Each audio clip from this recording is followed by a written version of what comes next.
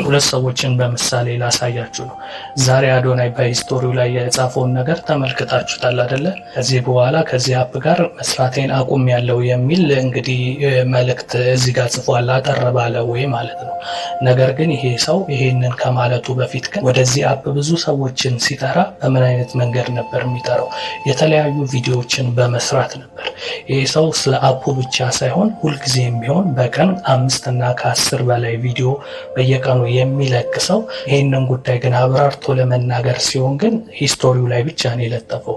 ሂስቶሪው ላይ ደግሞ ገብቶ የሚያይ ሰው ስንት ሰው ነው ብለን ብናስብ የእሱ ፋኖች የሆኑ እሱን የሚከታተሉ ሰዎች ፕሮፋይል ዛሬ ቀየረ ወይ ምናምን ብላችሁ ፕሮፋይል ውስጥ ገብታችሁ ለማየት ስትሞክሩ እንጂ የሰው ሂስቶሪ የሚታየው ተቀማጭም አይደለም። ይህ ሂስቶሪ አሁን ከ24 ሰዓት በኋላ ይጠፋል።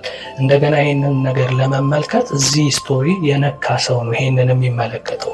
በዛ ላይ እንደምታዩት ወዲያውኑ አንብባችሁ እንኳን በስርዓቱ ሳትጨርሱ ሊያልፍባችሁ ይችላል። ስለዚህ ስክሪንሻት አድርጋችሁ ነው ይሄንን መልእክት የምታነቡት። አያችሁ፣ ስህተት አይነት ነገር እንደሰሩ ሲሰማቸው መልእክት የሚያስተላልፉት በዚህ መንገድ ነው። ሰዎችን ለማስበላት ለማታለል ሲሆን ግን እንደዚህ ስቶሪ ላይ አይደለም የሚለጥፉት። ቪዲዮ ላይ እንዲህ በማለት ጭምር ነው ሲሰሩ የነበሩት። መኪና እንሸልማለን፣ ከቤታችሁ ሳትወጡ በቤታችሁ ሆናችሁ ሀብታም ትሆናላችሁ፣ ከእንግዲህ በኋላ ድሃ መሆን የለም። ኢቨን የታወቀበትን ቲክቶክን ጭምር ይህንን አፕ ለማስተዋወቅ ቲክቶክ ለሀበሻ ምንም ጥቅም የሌለው ነገር ነው ብሎ እስከ ማውራት ድረስ ነው የደረሰው።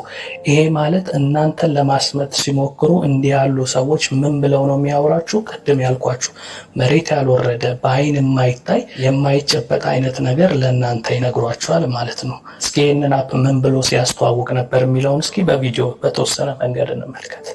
ይህ ቻሌንጅ ሲድሮ ቻሌንጅ ተብሎ ይጠራል። ሽልማታችን ደግሞ መኪና ነው፣ ኤሌክትሪክ መኪና BYD ሴጉል ማለት ነው። ጋይስ ዛሬ ከምታስቡት በላይ በጣም ደስ ብሎኛል። ከሁለት ቀን በኋላ አዶናይ ታሪክ ይሰራል ኢትዮጵያ ውስጥ ማለት ነው። ከምታስቡት በላይ እውነቴን ነው የምላችሁ፣ ደስተኛ ትሆናላችሁ፣ ትኮሩብኛላችሁ። ለእናንተ ለመድረስ እንግዲህ ተዘጋጅቻለሁ። ህይወታችሁን የምትቀይሩበት መንገድ አዘጋጅቼላችኋለሁ።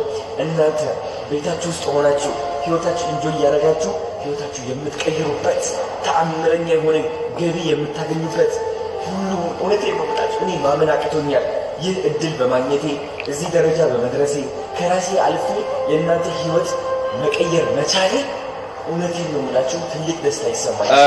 እንግዲህ ሲድሮ አፕ ይባላል። ሲድሮ አፕ ማለት ለኢትዮጵያውያን የተሰራ ነው። ቲክቶክ በጣም ሰልፊሽ ነው ለኢትዮጵያውያን። እኛ የሚያስተውልንም አይመስለኝም። ቪዲዮ ስንለቅ ቲክቶክ ምንድነው የሚያደርገው መሰላችሁ? የብዙ ነጮች ቪዲዮዎች ጋር ቀላቅሎ ነው ወደ ሀበሾች የሚያደርስልን። which is የአንድ ሀበሻ ኮንተንት ለማየት ውጭ ሀገር መሆንክ ስክሮል ማድረግ አለብህ። አይምሮ ተዛብቶ ምናምን ነው እንደገና ወደ ሀገር ልጅ የምትመለሰው። ሲድሮ ግን ለኢትዮጵያውያን ነው የተሰራው። which is authentic የሆነ የራሳችን ኢንተርቴይንመንት ክሬቲቪቲ እንፈጥራለን ማለት ነው። ይህን በማስመልከት ነው ለኢትዮጵያውያን ሲድሮ አፕ የሰራ ነው። ሲድሮ አፕ ለየት የሚያደርገው ነገር ምንድነው? ውጭ ሀገር አንድ ሰው 1 ሚሊዮን ፎሎወር ካለው በቲክቶክ ላምበርጊኒ ይነዳል። እዚህ ሀገር 1 ሚሊዮን ፎሎወር ካለው ደግሞ ምንም ክፍያ የለውም። ኦፍ ኮርስ ምንም ዜሮ። እኔ ለራሴ ካናዳ ነበርኩኝ፣ 1 ሚሊዮን ፎሎወር ነበረኝ፣ ገቢ አልነበረኝም። ኢቭን ተቸግሬ ሆምለስ ለመውጣት የደረስኩበት ጊዜ ነበርና ሲድሮ ቢኖር በምንም ተአምር እንትን አልሆነም፣ እዚህ ደረጃ አልደረሰም። ቢካዝ ተከፋይነት አለኝ። አብዛኛው ኦዲየንስ ኢትዮጵያ ውስጥ ነው ያለው። እነዚህ ኦዲየንስ ደግሞ ቴሌብር አላቸው፣ አክሰስ አላቸው። ፍቅራቸው መግለጽ ከፈለጉ በጊፍት መልክ አድርገው ቪዲዮዎቼ ላይ ወይም ደግሞ ላይቭ ላይ ሰፖርት ማድረግ ይችላሉ። እንግዲህ እንደዚህ እርግጠኛ ሆኖ እንደ ራሱ አፕ አድርጎ ሲያስተዋውቀው የነበረውን አፕ ነው እንግዲህ በዛሬው ዕለት ከነሱ ጋር ያለኝን ነገር አቋርጃለሁ ብሎ ስቶሪ ላይ የሰራው። ታዲያ ለምን እንደዚህ ልክ እዚህ ጋር እንዳብራራው በቪዲዮም ወጥቶ ለምን ማብራራት አልቻለም? ይሄ ሰው እንግዲህ እንዳልኳችሁ በቀን 5 እና 10 ቪዲዮ አንዳንዴም ከዛ በላይ በፔጁ ላይ የሚለቅ ሰው ነው። አሁን ግን ሂስቶሪ ላይ ብቻ በአነስ ባለ ጽሁፍ ብያለው ብሎ ለማውራት በኋላ ላይ ሰዎች በአንተ ምክንያት እንዲሆንን እንዲህ ተበላን ወይ እንዲህ አይነት ነገር ደረሰብን እንዳይሉት ተቀማጭ ባልሆነ መልእክት ነው እንግዲህ የጻፈውና እንግዲህ በኮንፊደንስ እንዴት ሲያወራ እንደነበር አይታችኋል አይደል? ምድር ላይ ባልወረደ እሱ እንኳን ተጠቅሞ ባላየው ነገር ውጭ ሀገራት ላይ 1 ሚሊዮን ያላቸው ፎሎወሮች ላምበርጊኒ ምናምን ይነዳሉ። እኛ ሀገር ግን እንደዛ የለም። ካሁን በኋላ ያ ነገር ይቀራል። እኛ ሀገርም ይቻላል ላምበርጊኒ ፌራሪ ምናምን ትነዳላችሁ ብሎ በተለያዩ ላይቮች ላይ ሁሉ በየጊዜው ስለ ሲድሮ አፕ አንድ ሰሞን ያለሱ ማስታወቂያ የሚሰራው ነገር አልነበረም እና እሱንም ማስታወቂያ ተከትሎ ታዲያ ከ400,000 ሰው በላይ ነው እንግዲህ አፑን ዳውንሎድ ያደረገው። እና አሁን አንዳንድ ሰዎች እንዲህ እንኳን እየተነገራችሁ ለእናንተ ምክንያት ሆኖ የሚናገርን ሰው አንተ ምቀኛ በሱ ስለምትቀና እንዲህ ምናምን ስለምትሉ ነው። አንዳንድ ሰዎች እኔን ጨምሮ በጊዜ እናንተን ለማንቃት የማንችልበት አንዱ ምክንያት በመንጋ ስለምትሄዱና ምክንያታዊ ስላልሆናችሁ ነው። በወቅቱ እንግዲህ ስለ ሲድሮ አፕ ብዙ ሰዎች የተለያየ ነገር ሲሉ ምን ሲባሉ እንደነበር ታውቃላችሁ አይደለ? የስድብ ናዳ እናንተ እንዲናችሁ በሱ ስለምትቀኑ ነው ያላላቸው ሰው የለም። አሁን ላይ ግን ራሱ ማስታወቂያውን የሰራው ሰው በሰዓቱም እንደራሱ አፕ አድርጎ ሲናገር የነበረው ሰው ነው። እንግዲህ ምናልባትም የራሱ ጥቅም ቀርቶበት ሊሆን ይችላል በጽሁፉ በስተመጨረሻ ላይ ስለዚህ አፕ እስካሁን ድረስ ሳስተዋውቅ ምንም አይነት ክፍያ እንዳልተከፈለኝ እንድታውቁ ፈልጋለሁ ሲል በተዘዋዋሪ ጥቅሙ ስለቀረበት ጥቅምም ሳላገኝ እንደኔ የተነሳ ሰዎች ቢጎዱ በኋላ መዘዙ ለኔ ነው ብሎ 400,000 ሰው አፑን ካወረደ በኋላ ነው እየተናገረ ያለው። ይሄ ማለት በማይጨበጥ በማይዳሰስ ምክንያታዊ ባልሆነ መንገድ ያ ነገር እንደ እውን እንደሆነ አድርገው ይነግሯቸዋል። እናንተ ደግሞ እንዴት ብላችሁ አትጠይቁም፣ ወይም ደግሞ ነቅቶ ሊያነቃችሁ የሚሞክርን ሰው አትሰሙ። የአብዛኛው ኢትዮጵያዊ ችግር ምንድን ነው? ከተታለለ ከተበላ በኋላ ነው የሚነቀው። ከዚህም መነሻ ነው አንዳንድ ትልልቅ አባቶች መከራው ቢካለ መከራ ይምከረው ብለው ተረት የተረቱትና ይሄንን ነገር የምነግራችሁ ብዙ ሰው ታዲያ በዚህ አፕ እኮ አልተበላንም ዳውንሎድ ብቻ ነው ያደረግነው የሚል ሰው አለና አፑን እናንተ ዳውንሎድ በማድረጋችሁ አፑን የሰሩ ሰዎች ምን ይጠቀማሉ የሚለውን ነገር አብዛኛው እንግዲህ ከእውቀት ነፃ ስለሆናችሁ ስለ አፕሊኬሽኖች ምናምን አታውቁም። አፕሊኬሽን ዴቨሎፕ የሚያደርጉ ሰዎች እናንተ ሳትሰሩ ቁጭ ብላችሁ እነሱ የሚሏችሁን ነው የምትሰሙት አይደል? እነሱ ግን የእናንተን ስነ ልቦና ተጠቅመው በእናንተ ነው ገንዘብ የሚሰሩት። እንዴት ብትሉ ለምሳሌ አፖች ምናምን ስታወርዱ ወይም አንድ አፕሊኬሽን ስትከፍቱና በዛ አፕሊኬሽን ልትጠቀሙ ስትሉ የተለያዩ ማስታወቂያዎች መጥተውባቸው አያውቁም? የተለያዩ የውጭ ሀገር ወይም ሌሎች አፕን የሚያስተዋውቁ አዶች መጥተው አያውቁም? እነዛ ማስታወቂያዎች ማለት ለአፑ ለሰራው ሰው የጉግል ካምፓኒ ወይም ያንን አፕ በምታዩ ሰዓት እዛ ጋር የመጡት ማስታወቂያዎች ለነዛ አፑን ለሰሩ ሰዎች በብዙ $1000 ነው የሚከፍሏቸው ማለት ነው። ምክንያቱም ማስታወቂያው እናንተ ጋር በመምጣቱ አውቶማቲካሊ አልጎሪዝሙ አድ ሬቬኒው የሚባል ነገር አለ እና በዛ መንገድ ምን ያህል ሰው እዛ ጋር እንዳየው ስለሚያውቅ ለምሳሌ 400,000 ሰው አፑን አውርዳችኋል አይደል? ያንን አፕ አውርዳችሁ ለመክፈት ስትሞክሩ የሚመጡ ማስታወቂያዎችን 400,000 ሰው ቢያይ $1 እንኳን ቢታሰብ $400,000 በአንድ ቀን እንዳገኘ አድርጋችሁ አስቡት። በየጊዜው ደግሞ ያንን አፕ ስትጠቀሙ የሚያገኘውን አፕ ደግሞ በሚሊዮኖች ዶላር ይመጣልና እነዚህ ሰዎች ይህንን አፕ ዴቨሎፕ የሚያደርጉት እነዚህን ጥቅማ ጥቅሞች ለራሳቸው አስበው ነውና ለእናንተ የማይጨበጥ የማይዳሰስ ጉጉትን የሚጨምር ነገር ምናባዊ ነገር ይስልሏቸዋል። በቃ ድሮ አፕ መጣ ቤቴ ቁጭ ብዬ ሳልሰራ ምናምን ሀብታም ልሆን ነው ምናምን ብላችሁ ታስባላችሁ። እኔ እኮ አንዳንዴ ራሱ ግራ ይገባኛል።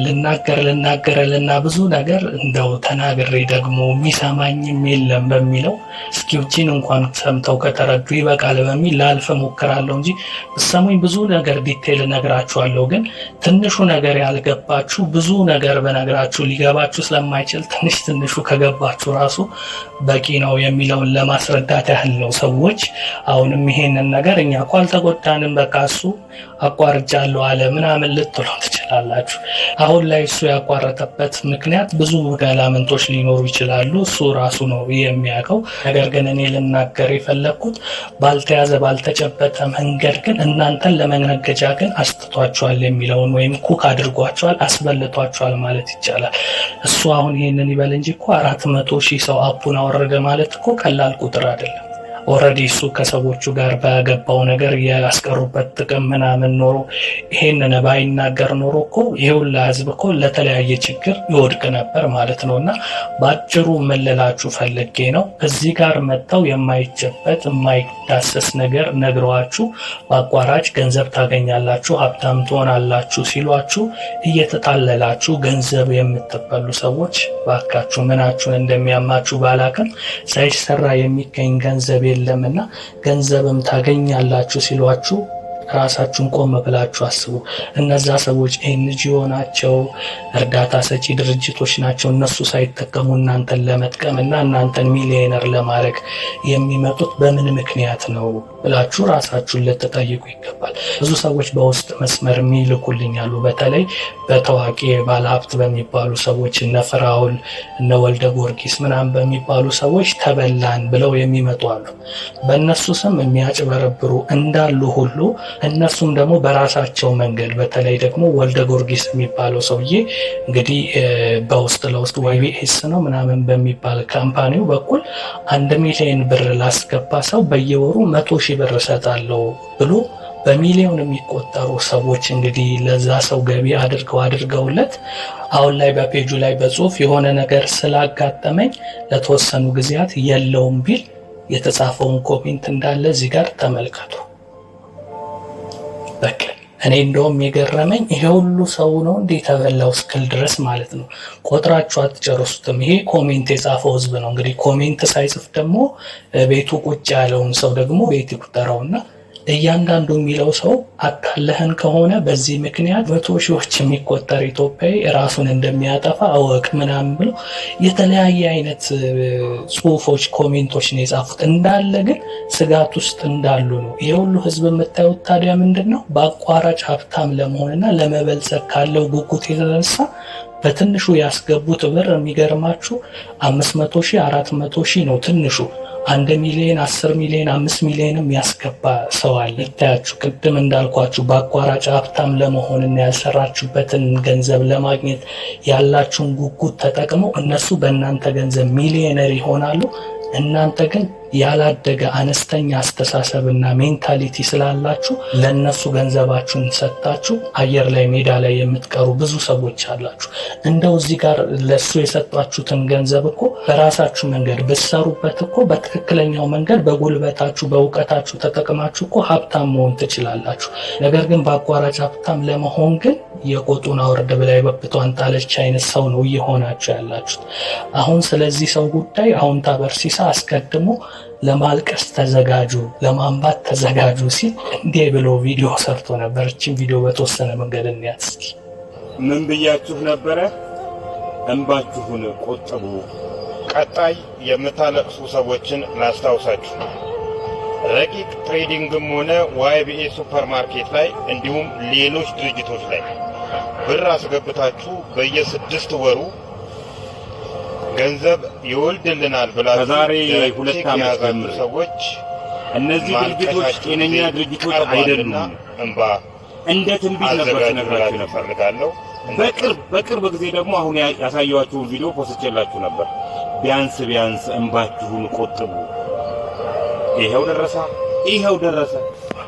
የሀገሪቷን ዕዳ በ5 ዓመት እከፍላለሁ እንዳላለ ኪዳነ ምሕረት እስካለች ድረስ ገንዘቤ እንኳን ለሰው ተሰጥቶ ቢቃጠል እንኳን አያልቅም ያለ ደፋር በላችሁ። ቅድም ለዚህ ነው ብዙዎቻችን አስቀድመን ለመናገር ስንሞክር በሰዓቱ ስለነዛ ሰዎች ለማውራት ስትሞክሩ ራሱ ሰዎች እናንተን ለማሸማቀቅ ከመስማት ይልቅ የእናንተን ንግግር ሁሌ አዋቂ ነኝ ትላለህ ወር ደግሞ እዛ ሰው እየተመቀኘህ እየቀናህ ነው ምናምን ብለው የሚያወሩ ሰዎች አሉና ነገር ግን እነዛው ሰዎች በነዛ ሰዎች እንደተታለሉና እንደተበሉ ሲያውቁ ግን ዞረው የሚመጡት እንደኛ ያሉ ሰዎች ጋር ነው። በውስጥ መስመር ይኸውልህ እከሌ ገንዘቤን አታለለኝ እከሌ እንዲያል ብር በላይ ምናምን ብለው ድምጽ ሆነን የኢትዮጵያ ሕዝብ ይፍረደን መንግስት ይስማን አንተ ብዙ ተከታይ ስላለ ይሄን አስተላልፍልን ብለው ይመጣሉ። መጀመሪያ እኮ ስትነግሯቸው ይሰድቧቸዋል። በቃ እናንተን እንደምቀኛ እንደምናምን አድርገው የቆጠሯችሁ ሰዎችና በአጠቃላይ ምን ልላችሁ ፈልጌ መሰላችሁ ይህንንም መልእክት ይዤላችሁ የመጣሁት እዚህ ምድር ላይ ሳይሰራና ሳይለፋ የሚገኝ በአቋራጭ ገንዘብ ስለሌለ ሰዎች ገበያውን ያላማከለ ወይም ደግሞ ይሄን ያህል ነገር አምጡና እንዲናደርግላችኋለን ሲሉ የተጋነነ ነገር ሲያወሩ አትመኗቸው። ኬትም አምጥተው ሊያረጉላችሁ አይችሉም። ከዚህ ቀደምም ፊንቴክ ምናምን የተባሉትን አይታችኋል አይደለ? መኪና ገበያ ላይ 4 ሚሊዮን 3 ሚሊዮን እየተሸጠ በ900 ሺህ ብር እሰጣችኋለሁ ሲል ይሄ ሰው ኬት አምጥቶት ነው? ይሄንን ነገር ከጨረቃ ላይ ነው ከሰማይ አውርዶት ነው ገበያው ላይ እንዲህ እየተሸጠ? እንዴትና በምን አይነት መንገድ ቢያመጣው ነው ይሄንን ነገር በዚህ አይነት መንገድ ሊሸጥ የሚችለው ብሎ የሚጠይቅ ህዝብ የለም። ስለዚህ የሆኑ አካላቶች መጥተው ማይጨበ